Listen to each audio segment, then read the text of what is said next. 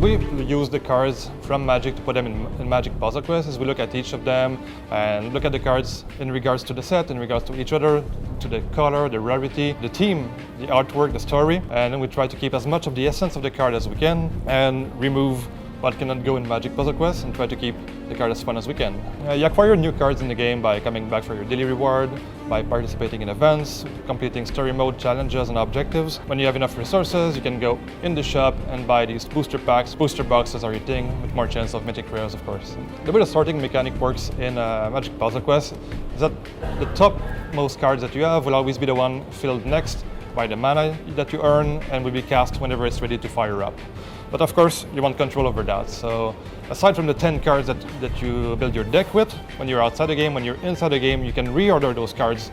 So whichever card is filled first is going to fire up first, so creature or spell, it's in your control.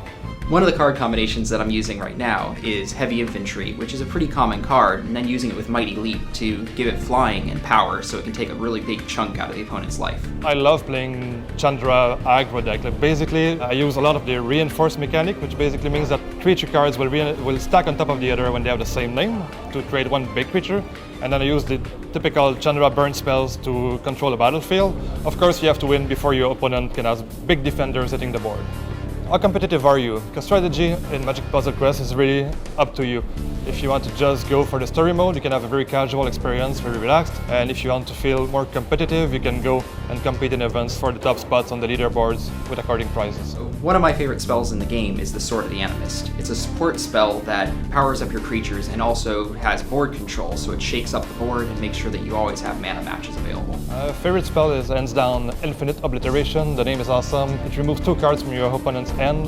When you play the game, you're going to see how strong that is. Magic the Gathering Puzzle Quest is now available on your mobile device.